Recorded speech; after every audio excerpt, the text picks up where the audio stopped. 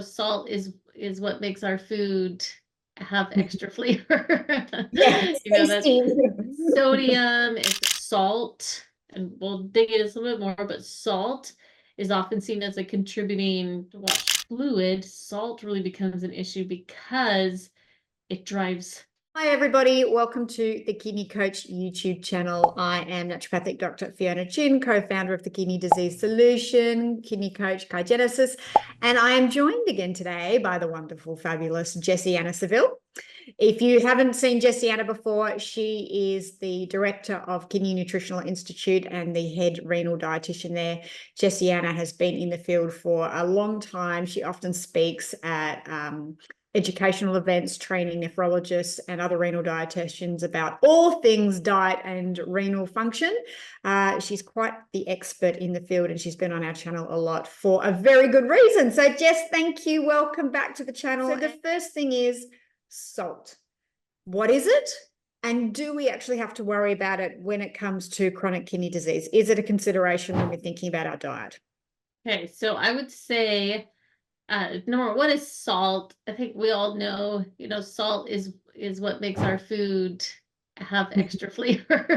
Yeah, it's That's tasty. sodium, it's an electrolyte. It's really, really an important nutrient in our body. It gets demonized, so it's like, don't eat any salt if you have kidney disease, but it is such an essential nutrient. We all need to have some sodium in our diet. And the form by which we get that is one thing we'll talk about tonight. It's a big deal with kidney disease on multiple levels for the causation factors of kidney disease. Salt, and we'll dig into this a little bit more, but salt is often seen as a contributing part of developing hypertension, certainly a driver of hypertension for some people. Then if you have kidney disease, there's a lot of things that come into play with salt, and how it drives your kidneys glomerular pressure on top of blood pressure, on top of a bunch of other things as well. There's even some studies and that showed salt was connected with gut health, so there's that whole factor. And then if you have late stage or even end stage kidney disease and now you have to watch fluid, salt really becomes an issue because it drives thirst. And so for people that need a fluid restriction, it can be a really big problem. So really, like, the whole spectrum of kidney disease, from before you get it and contributing factors all the way to if you've had kidney failure and you're on dialysis or even gearing up for transplant, salt plays a big role, plays a really, really big role. So I think the other important thing to say in that is people may not realize, but salt is added to everything, isn't it? Like all your commercial foods and stuff, the way they make it taste good, sugar and salt. Yeah, sugar and salt. It's such a huge part of a food supply. And I mean, even historically, salt has always been a really, really important part of food preservation. It's been a really important part of flavoring. I mean, salt is as old can be. From the beginning of time, you talk about salt. But in our modern day food supply and industrialized, countries, salt is really used a lot in processing, and we develop a taste for it. Our taste buds adjust to it.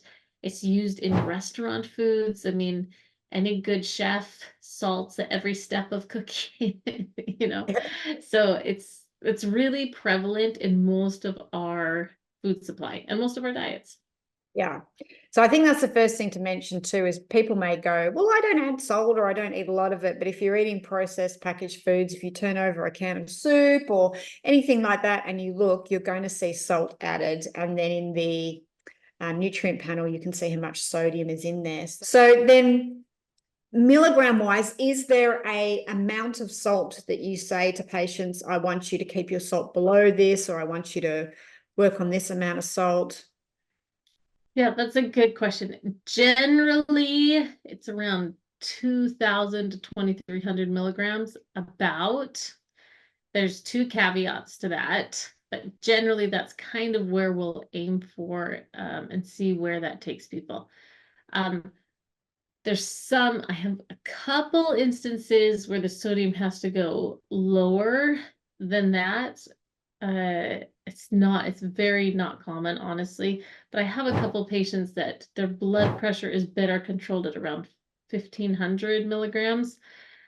The only thing though is that when I see people really low, like a really low sodium intake where they have to stay really low, I do start wondering a little bit on what other factors are pushing on. So I have some people that maybe they need to get their aldosterone levels checked because that can make a big difference in what's going on with sodium and potassium.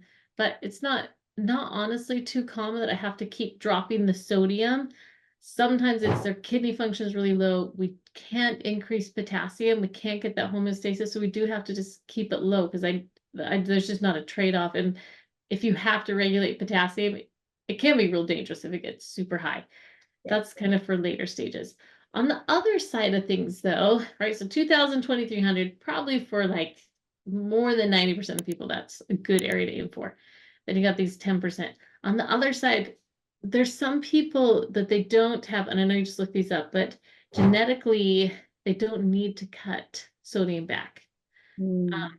It's not a critical piece for them.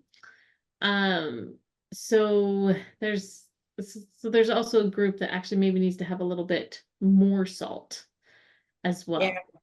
Yeah. So for people wondering, there used to be the major gene, which I think was what did I write down? The SGK1 gene was the one I think was the primary gene thought to be associated. If you had any mutations on that salt would be an issue. But from when I've looked, there is actually about 4 or 5 genes now, especially ones that work on the aldosterone cortico pathways that they now also think contribute to salt. I definitely have had patients where all you do is fix salt and the blood pressure goes down. And when we've done genetic testing, they've got like a homozygous, a double fault on that gene, and it makes a big difference. And probably in your patients where you're taking those levels right down, maybe they've got a homozygous gene fault on 4 or 5 of the, sodium regulating genes. And then you have someone like me who, because I eat all natural foods and everything from home and don't salt my food, my sodium, I just had my blood test done, it's too low. So I'm like, oops, you're going to have to go back to salting my food. And just for people who are really practical, so 2002, 2300 sort of, what does that equate into as far as teaspoons or pinches of salt? Do you know? It's like, I think a teaspoon is actually, I'm gonna just look it up. So I don't know. It's like 1. Okay, so one teaspoon of salt has 2,325 milligrams of sodium chloride. Right.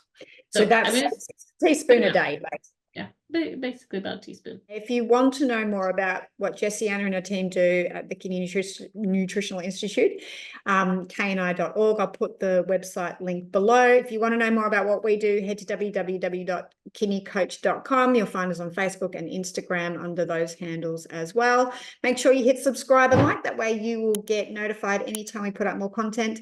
And if you have questions for Jessianna or there's certain topics that you want us to cover, please put it in the comments below and we will make sure that we add it to our list of videos and podcasts to create. Jessianna, thanks again for your time, as always, your expertise and your knowledge. Always appreciate you. And for everybody listening, thanks for being part of our community. We look forward to seeing you next time. Bye. Okay, we'll see you. Bye-bye.